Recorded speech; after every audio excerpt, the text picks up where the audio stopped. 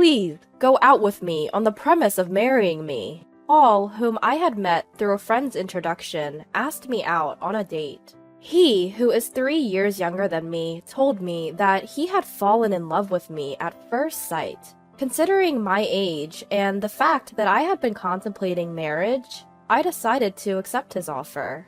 We eventually got married a year later. My name is Michelle. I'm 34 years old and I work for an international corporation. I've always dreamed of living abroad. My husband Paul, despite being younger, is a natural-born leader and can be described as the dominant one in our relationship. It wouldn't be an exaggeration to say he's the head of the household, but I didn't mind it.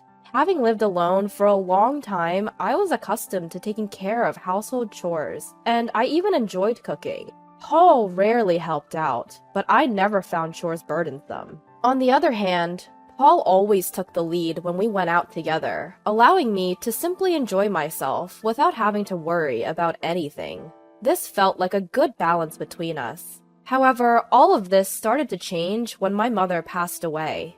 While I was at work, I received a call from my father informing me that my mother's chronic illness had worsened, and she had collapsed. I immediately boarded the train and arrived at the hospital in about 2 hours, where I bid a final farewell to my mother.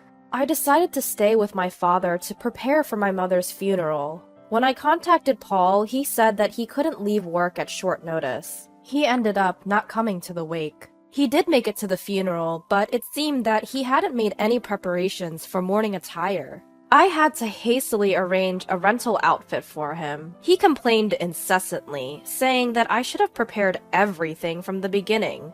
Between my sorrow and being busy, I didn't have the capacity to deal with Paul, so I let his complaints slide. But apparently, he didn't appreciate that, as he was in a foul mood throughout. Ever since then, it feels like our marital arguments have increased. Well, after being married for 3 years, I think it's normal to have some quarrels. But even so, Paul has been picking fights rather aggressively recently. With his persistent domineering attitude, he often dictated what I should do and take care of. I got fed up and even tried refusing a few times. But since he didn't know how things were organized inside the house, even simple tasks like preparing for his own business trips would take a long time. Moreover, he would complain while bustling around the house, making an even bigger mess. In the end, I realized it's easier if I just do it myself. I wasn't being completely obedient. I took care of certain things to save myself the trouble. Next week is the gathering for my mom's first death anniversary. I'm going to start preparing for us to join, okay? When I said that, Paul responded grumpily. I have an important meeting that day. What should I do? I've mentioned this gathering well in advance. How could he suddenly say something like that? What, you're not going? Paul responded with a heavy sigh. It's not that, but it'll be tough to delegate everything to my juniors, you know? He seems happy about his recent promotion and constantly talks to me about his junior team members at every opportunity. I felt like sighing right back at him. Please plan for it, okay? I emphasized. It was the day before my mother's first death anniversary gathering. When I got home from work, Paul was sulking and drinking beer in the living room. I'm sorry I'm late. I had to work overtime. I'm sure he's in a bad mood because I came home late, causing a delay in dinner preparation. I've been waiting here for an hour, just as I thought. But it's just 1 hour, isn't it? If he couldn't prepare his own dinner, he could have gone out to buy something. I did let him know what time I'd be home, so he could have taken some initiative and done things on his own. Suppressing the urge to say all that, I handed him a takeout box. I thought it'd take too long if I cooked, so I picked this up on my way home instead. In response, Paul slammed a glass filled with beer onto the table. Takeout again? Aren't you slacking off a bit too much lately? Again? The last time I brought home takeout was about 2 weeks ago. Sure, I've been busy lately, and maybe I haven't been cooking a feast every day. Nevertheless, I'm mindful of maintaining a balanced nutritional intake and rarely rely on prepackaged items. So I don't think I deserve that kind of criticism. As I was considering whether to retort or not, Paul, misunderstanding something, decided to pour salt in the wound. Can't say anything because it's true, huh? Do your chores properly. You've been coming home late lately, saying you're working overtime. You're probably just out having an affair, Paul shouted. His words sparked a flare of resentment that had been building in me. Enough is enough. If you know I'm working late, the least you can do is prepare dinner for us. It's fine if you can't cook. Picking up some takeout isn't too hard to do, is it? I always make sure to inform you when I'm going to be late, and even with the busyness, I take care of all our household chores. There's no need for that kind of tone. Paul gave me a glare. Huh? You're 3 years older than me, you know. I could have married a woman in her 20s, but I chose an older woman. Show some gratitude and do as I say. There's no one else who would want you, so you'd be in trouble if I were to leave you, wouldn't you? Did he really just say that? I was ticked off and couldn't hold back any longer. Then you should have married a younger woman. When we started dating and before we got married, didn't I ask if you were okay with me being older? You said it was okay, and that's why we got married. Even without you, I could have managed my life. Paul laughed mockingly at my words. Whatever, let's get a divorce. With that, Paul took his beer and the takeout box and retreated to his room. We've had our share of arguments, but this was a first. I was done with him. I decided to eat my takeout dinner to calm my nerves. He must have been irritated because he was hungry. That's what I thought as I filled my stomach, but I couldn't settle down after all. I couldn't believe this was happening the day before my mother's first death anniversary. After some time had passed, I called out to Paul from outside his room. We need to leave by 8 a.m. tomorrow, so I'll wake you up around 7. There was no response, but I could sense that he was awake, so he must have heard me. With those words spoken, I went to sleep. The next morning when I woke up early, Paul was already gone. The bags I had prepared were still in the room. It didn't seem like he headed to the gathering without me. Where did he disappear? I called his cell, but there was no answer. There was no response to my texts either. Since there was no other choice, I left a voicemail message and started preparing to head out on my own. I got a hold of Paul while I was waiting for the train at the station. I have to go to my meeting. I can't leave it to my juniors after all. When I answered the phone and heard only that, I panicked. Wait, what? Hold on! Despite my words, my voice was drowned out by the noise of the train, and the call ended. Overwhelmed by an indescribable mix of anger and resignation, I found myself in a state of stunned bewilderment. Before I could think further, the train arrived. Carrying unnecessary luggage for two, I boarded the train alone. When I arrived at my father's house, my father asked anxiously, "Where's Paul?" My father had been depressed since my mother's passing, and I didn't want to worry him further. I took a deep breath, managed to put on a smile, and said, "Sorry, he got called into an important meeting. He was supposed to come here, but he recently got a promotion and it sounded like an important meeting, so I told him he should prioritize that." My father nodded, understanding the situation. "I see. He's working hard. It's a shame I couldn't see him, but your mother would understand. Tell him he's always welcome to visit." Those words stung a little, but I managed to keep up my smile. Throughout the day, there was no contact from Paul, and the night grew late without me reaching out to him either. I planned to stay the night and return home the next day. That was originally planned, so I didn't see an issue with not contacting Paul. Still, it felt like I was acting childish.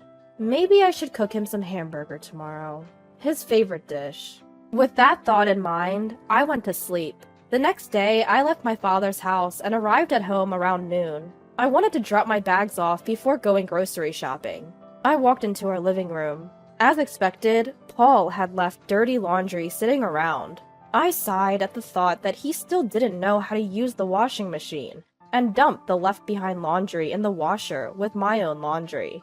Taking a break and returning to the living room, I noticed something on the table. When I got closer, I couldn't believe my eyes. There were divorce papers, which he had already signed. Why? I stared at the divorce papers, bewildered. Is this his way of asking for a divorce? I pulled out my cell phone from my bag. It should be his lunch break around this time. I wasn't sure if Paul would pick up, but surprisingly, he did as soon as I called. Paul? This divorce paper. What's this about? On the other end of the line, Paul laughed. What do you mean, what's this about? It's exactly as it looks.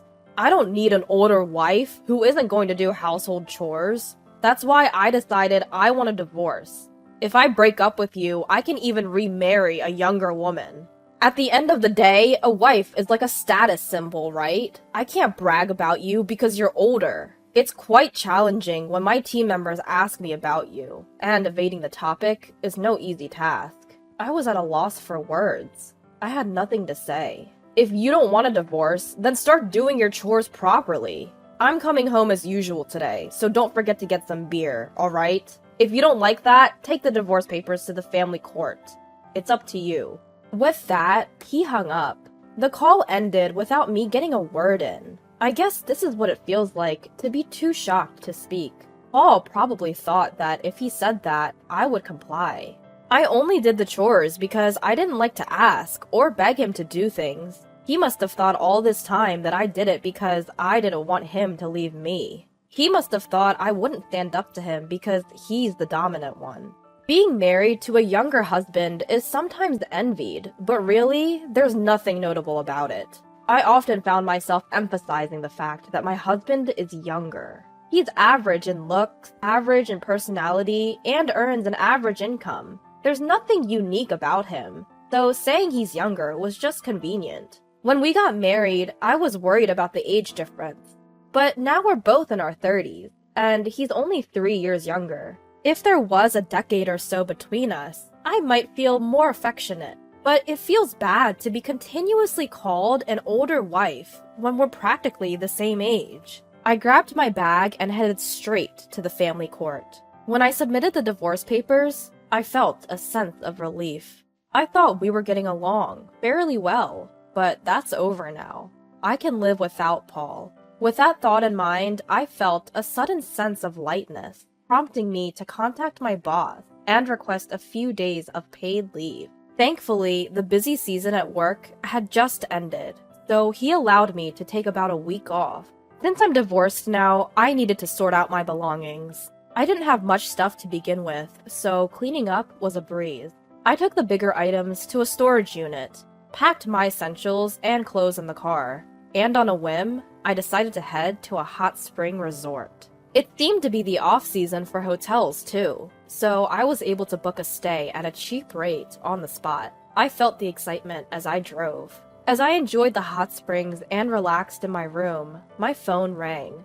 Michelle! I told you to get beer, didn't I? Where the hell are you? It's Paul's usual time to come home. I remembered hearing those words, and found it amusing. I'm at a hot spring resort right now. What? A hot spring resort? Why? What's going on? Didn't you say to file the divorce papers if I didn't agree with you? The flustered image of my ex-husband surfaced in my mind, and my laughter intensified. Hold on. Did you actually file it? Of course I did. Why? Why, you ask? It was your idea, Paul.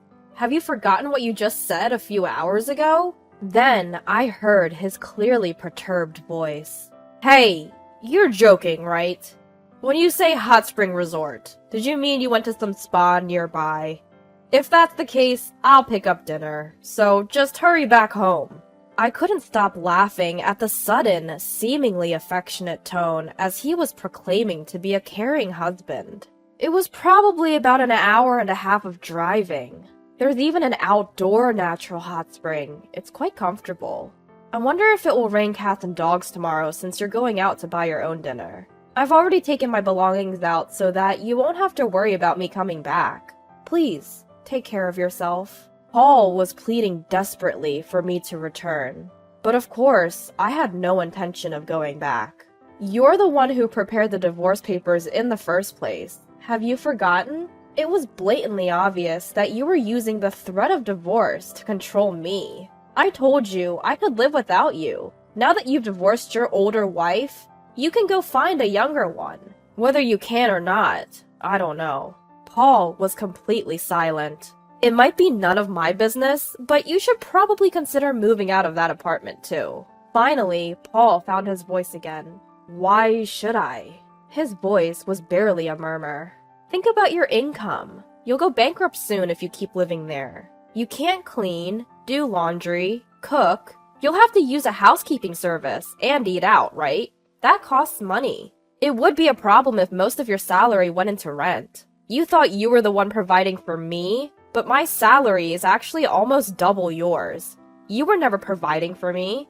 If anything, it was the other way around. Also, you were acting all confident just because one junior came alone.